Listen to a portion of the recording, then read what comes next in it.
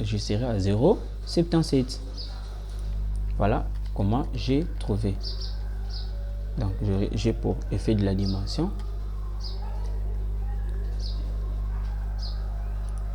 0,77. Voilà.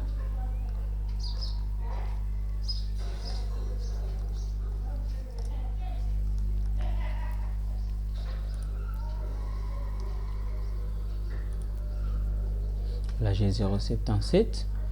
Et encore, voilà, je vais ici.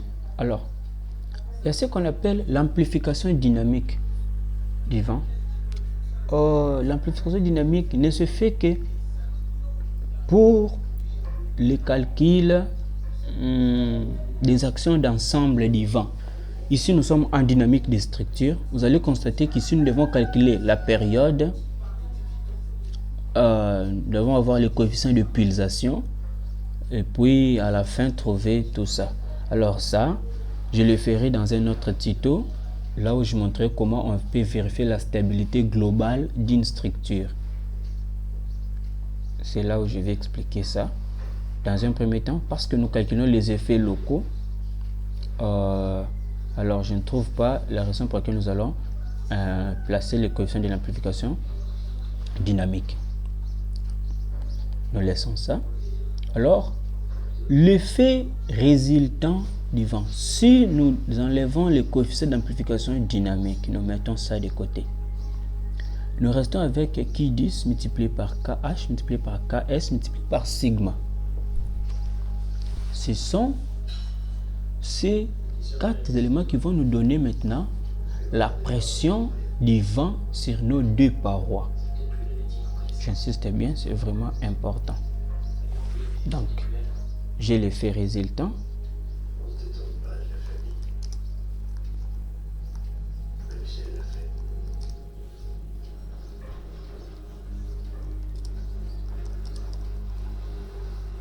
L'effet résultant du vent, ça sera KH. N'oubliez pas, pour Q10, j'avais dit il y avait Q10. Maintenant ici, ça sera KH. Alors, pour KH, j'aurai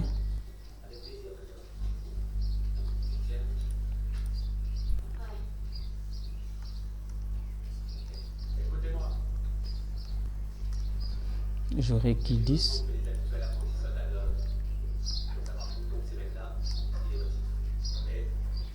Q10 multiplié par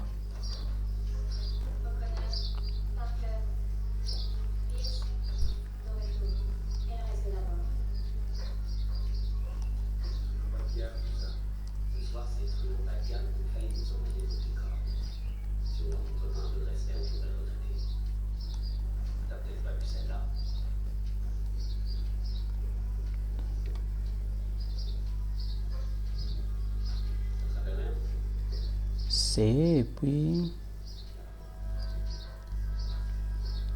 sigma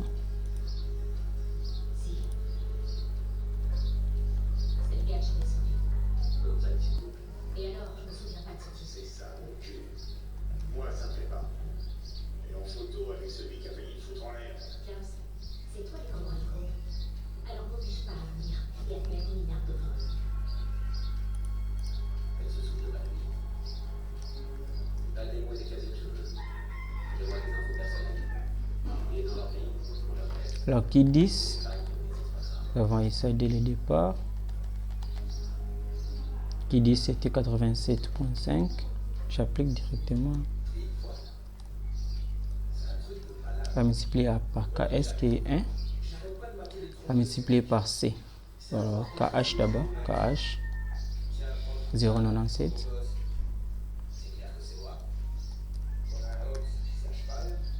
0,97 et puis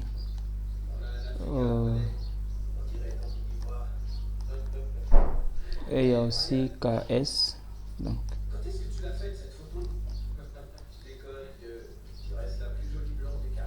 voilà, donc j'ai tout ça.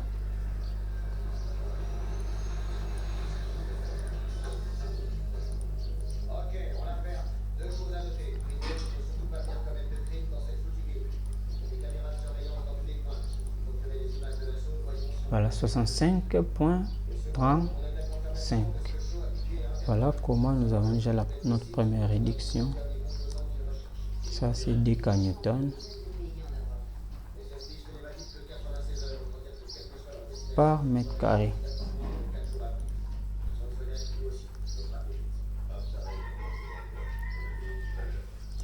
Voilà. Ça, c'est la première des choses à faire.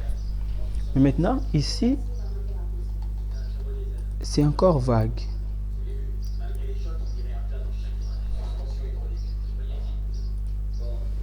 Ici, nous avons calculé l'effet résultant, mais nous n'avons pas encore appliqué cet effet du vent ici, cette pression du vent, à une paroi.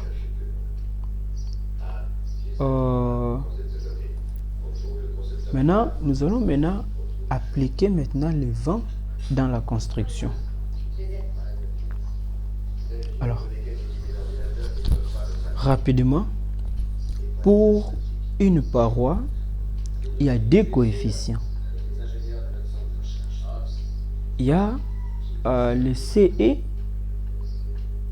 qui est le coefficient de pression extérieure, et puis il y a le CI, qui est le coefficient de pression intérieure.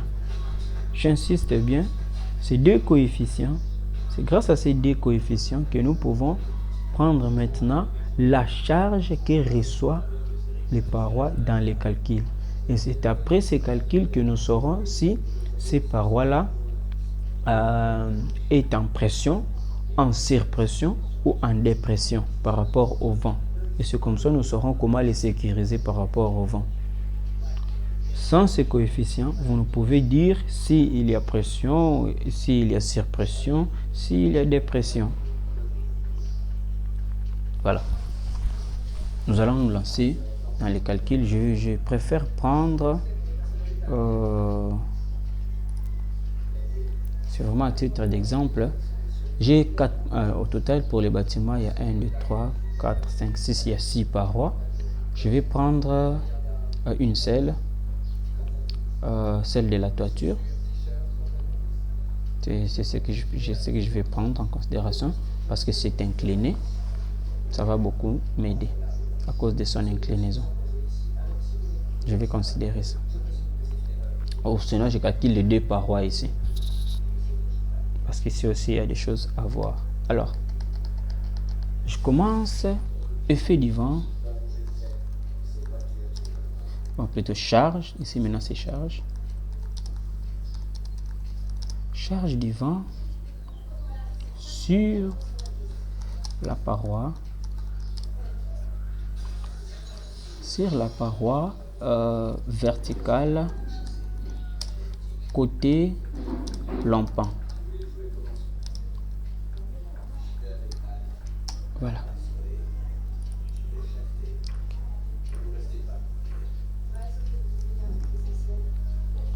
Voilà. Nous aurons quoi? J'aurai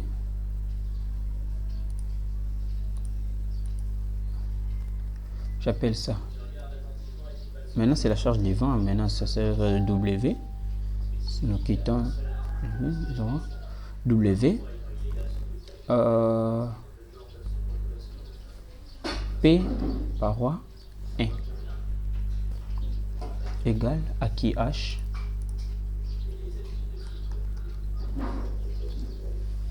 qui multiplie CE moins CI.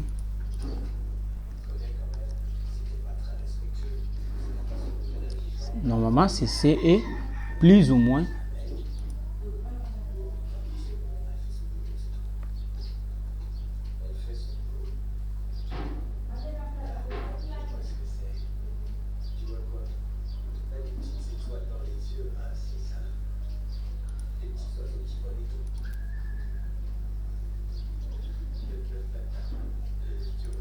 voilà, plus ou moins CI. Ça va nous donner les max et les min. Je vais expliquer quand est-ce qu'on utilise les plus, quand est-ce qu'on utilise les moins.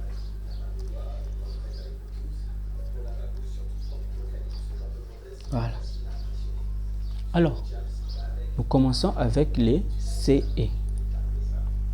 le coefficient de pression extérieure. Ça, c'est simple. Coefficient de pression extérieure, on nous dit pour une paroi au vent. Au début de ce tuto, j'expliquais qu'est-ce qu'on appelle un paroi au vent. C'est un paroi qui est exposé à la lumière par rapport à la direction du vent.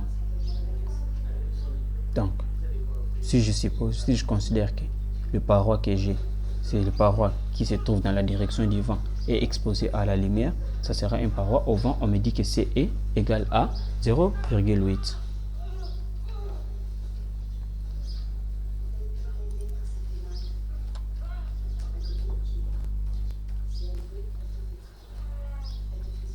Voilà, j'ai fait CE.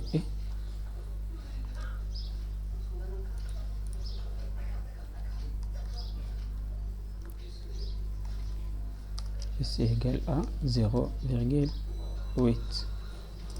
CI maintenant, c'est là où il y aura un petit problème, mais vous allez comprendre que c'est simple pour trouver CI.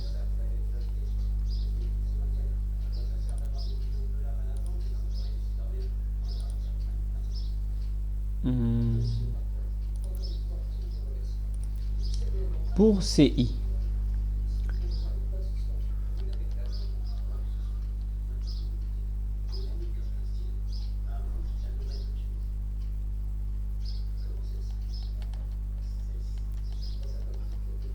action intérieure CI.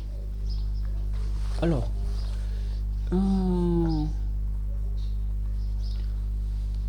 remarquez, on nous dit parois des bâtiments courants. Les parois des bâtiments courants ne sont pas parfaitement étanches.